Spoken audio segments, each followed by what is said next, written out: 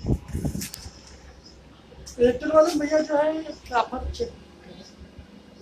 नमस्कार, मैं वही सत्येंद्र नारायण सिंह, भूतपूर्व छात्र नेता, भागलपुर विश्वविद्यालय एवं कोल इंडिया लिमिटेड की नौकरी से सेवानिवृत्त कुछ विचार अपना रखना चाहता हूँ। आप में बहुत कभी लोग इसको देखते होंगे यूट्यूब पर, लेकिन अगर गलती से भी देख लें तो सुन लें। किसी का सुनना बुरा नहीं है, करना अपनी बुद्धि से है। देख लीजिए, मुझे भारी सदमा पहुंचा है। छोटा सा सदमा नहीं, जैसे घर में किसी कोई सदमा हो जाए, उसी तरह से मुझे उत्तर प्रदेश में अखिलेश जी की हार का सदमा पहुंचा। और इस मोदी कंपनी का दिमाग आसमान पर चढ़ गया। बंगाल ने दिमाग उतार दिया था। बंगाल की हार के बाद शांत था बंगाल पर कुछ बोलने के लिए, लेकिन यहाँ उसका दिमाग साथ में आसमान पर आ गया है। जो पत्रकार है, चैनल वाले, वो डांस भी किए और मोदी अपना खुशियाँ मना रहा है। तुरंत चला गया गुजरात, वहाँ पर उसने रैली निकाली। अब ये सोचिए इसका क्या कारण है। कारण सबसे प्रमुख है, विपक्ष में एकता नहीं है। विपक्ष की जितनी पार्टियां हैं वो अपना अलग अलग राग अपनाती है, और जब कहीं पर एक आध राज्य में विजय हो गया तो फिर प्रधानमंत्री कहता है। कभी कहता था कि नीतीश प्रधानमंत्री बनने लायक हैं, जब नीतीश जीता था उस समय। अभी का नीतीश नहीं, कभी किसी का नाम, कभी किसी का नाम, कभी मायावती का नाम, कभी कुछ का नाम। प्रधानमंत्री बनने लायक अगर कोई देश में है तो वह है ममता बनर्जी, ईमानदारी का प्रतीक और क्रांतिकारी नेता। आप जाके देखिए कलकत्ता में किस तरह से साधारण से तरह फ्लैट में रह रहे हैं। सादा जीवन एवं उच्च विचार है, लेकिन लोग इतना लालची हो गए जाते हैं, वो प्रधानमंत्री बनेगा तो वो प्रधानमंत्री। अब देखिए, एक जमाना ऐसा था जब हम लोग स्कूल में पढ़ते थे तो शिक्षक कहते थे कि चरित्रवान बनो, ईमानदार बनो, एक दिन तो भी देश का प्रधानमंत्री बने। लेकिन उल्टा हो गया है। अगर प्रधानमंत्री बनना है तो मोदी जैसा बनो, चालाक बनो, ऊपर से संत का भेष डालो और अंदर से बहुत बड़ा खूंखार और क्रूर रहो, तभी तो। और पूंजीपतियों को का दलाल बनो तो तुम देश का प्रधानमंत्री बनाए। जितने तुम्हारे पास ट्रिक होंगे, ताश के 52 पत्ते हैं, लेकिन मोदी के पास लाखों लाख अनगिनत ट्रिक्स हैं, जिसका इस्तेमाल जगह जगह पर वो करता है। लेकिन विपक्ष इस बात को नहीं समझ पा रही है। अब देखिए, कांग्रेस की हार क्यों हो जाती है? इसका मूल कारण है कि कांग्रेस से मंडल कमीशन जब से लागू हुआ, कांग्रेस का वोट बैंक खत्म हो गया। जाति के आधार पर कांग्रेस वोट नहीं लेती है, ये विकास के आधार पर लेती है। कौन देगा विकास के आधार पर? पहले लोग जाति को देखते हैं। और देखिए, मंडल कमीशन क्या है? मैं बिहार का रहने वाला हूँ। मधेपुरा जिला के एक रईस, इनको 2000 बीघा जमीन था और पढ़े लिखे भी सब लोग थे, श्री बिंदेश्वरी मंडल। इन्हीं को मंडल कमीशन लागू करने के लिए, बनाने के लिए कहा गया। इन्होंने बना के दे दिया। इंदिरा जी समझते थे इसका दुष्प्रभाव, उन्होंने इसको लागू नहीं किया। लेकिन विश्वनाथ प्रताप सिंह, जो बेकार का ईमानदार था, कि प्रधानमंत्री के बनने के लालच में इसको उन लोगों के दबाव पर लागू कर दिया। इसका फायदा दूसरे को हुआ, विश्वनाथ प्रताप सिंह को कोई फायदा नहीं हुआ। तो मंडल कमीशन जब से लागू हुआ तब से लोग कांग्रेस को कोई वोट देने वाला नहीं है, क्योंकि विकास की बात करता है। और दूसरा कारण है कि कांग्रेस अभी भी जमीन पर नहीं जाती है, गांव-गांव में नहीं जाती है। इनका सेवा दल निष्क्रिय हो गया है। नेहरू जी के ज़माने में सेवा दल एक बहुत बड़ा सक्रिय, बढ़िया काम करने वाला था, लेकिन वो निष्क्रिय हो गया है। और आपस का कलह आप पंजाब में देख लीजिए।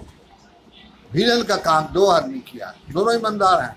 एक अमरिंदर सिंह ने विलन का काम किया, हालांकि ईमानदार वो भी हैं, और दूसरा विलन बन गए ये क्रिकेट के जो प्लेयर्स हैं, वो बन गए।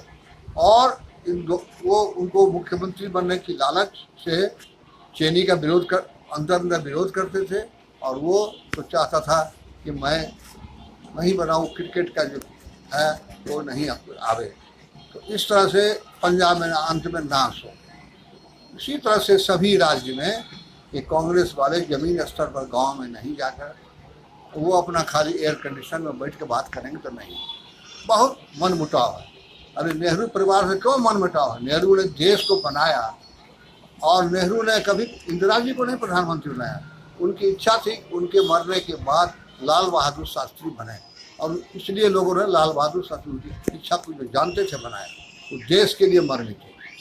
नेहरू परिवार में आप जानते हैं इंदिरा जी को क्यों गोली मार दी? ये देश की एकता की। और राजीव गांधी को क्यों मारा? श्रीलंका का टेररिस्ट प्रभाकरन, ये वो शांति सेना वहाँ भेजे थे। तो उनका बहुत बड़ा योगदान है। और इस देश की इतनी बड़ी जनसंख्या जो है सबसे बड़ा प्रॉब्लम है। तो जनसंख्या इतना बढ़ गया कि ये प्रॉब्लम सिचुएशन हो गया है। इसको संजय गांधी ने रोकना चाहा लेकिन उन्हीं के लोग बदनाम कर। कैसा अभागा देश है। मुझे बहुत कहने में ये हो रहा है, तकलीफ होती है, शर्म होता है कि मैं भारतवर्ष इंडिया में रहता हूँ, जिस देश का प्रधानमंत्री ऐसा गलत व्यक्ति है तो मुझे शर्म होती है। विदेश में इसकी बहुत छवि खराब है, लेकिन अपने को एक महान आदमी साबित करने में लगा है। अब देखिए समाज में अभी दो वर्ग है, हमेशा रहा, एक शोषक दूसरा शोषित। हम लोग शोषित वर्ग के सदस्य हैं। और शोषक वर्ग कौन है? ये नेता, ये पूंजीपति, ये बहुत बढ़िया तरीका से लोगों का शोषण करते हैं और खाते में भलाई करते हैं। तो अब जो शोषित वर्ग है त्राही मच रहा है। अब शोषित वर्ग में जो हमारे युवा वर्ग है वो इतना निराश हो गए हैं नौकरी के लिए। नौकरी नहीं मिलती है, व्यवसाय नहीं मिलता है, तो क्या करते हैं? जिस पार्टी की सरकार हो उसी को सलाम करते हैं, भैया नौकरी दिला। और जो क्रांति करते हैं उन्हें बर्बाद करने की सरकार कोशिश करती है। बिहार का जवाहरलाल नेहरू यूनिवर्सिटी का एक लड़का कन्हैया कुमार बहुत ही अच्छा काम कर रहा है, लेकिन उसको भी एक मोदी है एक बार जेल भेजा, निर्दोष आदमी। इस तरह से ये वर्ग शोषित हो रहा है। और जो शोषक हैं नेता के साथ साथ उनके जो IAS IPS के भ्रष्ट अधिकारी हैं वो भी हैं। उनका उपलब्धि क्या होती है? उनकी रिटायर जब किए तो क्या किए? तो बोलते हैं बहुत बड़ा बंगला बना लिए, 2-4 गाड़ी, एक पत्नी के लिए, अपने लिए, एक बच्चों लोग के लिए है, और 2 लड़की की शादी किए, 5 करोड़ शादी में खर्च हुआ। अब हमें क्या चाहिए? और दूसरे आदमी हैं जो सरकार की चापलूसी करते हैं ताकि वो रिटायर होकर के मेंबर ऑफ पार्लियामेंट में जीत जंग का वरदान लेके और फिर मंत्री बन जाए। बहुत मंत्री हैं जो इसी तरह से बने हैं। इस बार भी चुनाव में MLA के लिए जीते हैं मोदी का चापलूस से। तो समाज में जब तक क्रांति नहीं होगी, गांधी जी के रास्ते पर चल के क्रांति होना बहुत आवश्यक है। किसान को कुचलता है, किसान बेचारे क्या करेंगे? उनको कुचल दिया और चुनाव में जीत गए। अब अगर कोई आदमी आपको सबक लेनी है तो आप गांव जाइए, गरीबों के बीच में रहिए, उनका खाना खाइए, तब आपको पता चलेगा। आप बैठिए नहीं हार कर, मैं तो बार बार कर रहा हूँ, बैठिए मत। अब ये जो अनाज बांटा रहा है और ये जो खाते में पैसा दे के भिखमंगा बना करके सबको दे रहा है, इसका असर गांव की महिलाओं पर और बहुत किसानों पर, गांव के छोटे किसान, बड़े किसान तो सब समझते हैं, इस पर बहुत बड़ा असर है। कहते हैं भगवान है, ये खाना भेजता है और पैसा भी देता है, वादा करना कि डबल करता। और जितने साधु संत के रूप में गेरुआ वस्त्र पहन करके जो है, ये इनका 2 चेहरा है। जैसे रामदेव, आसाराम, इन का 2 चेहरा है। ये रामदेव बिजनेसमैन है, आसाराम के साथ व्यभिचारी का आपको पता ही है। तो इसी तरह से इसमें भी जो गेरुआ वस्त्र पहन लिया, जय श्री राम बोल करके फिर अत्याचार किया। इस तरह से हमें तो बहुत दुख है। इसलिए मैं अपनी बातों को कह रहा हूँ। कोई जरूरी नहीं है कि आप हमारा बात सुनते हो, क्योंकि मैं एक साधारण व्यक्ति हूँ। तो बोलता क्या हूँ?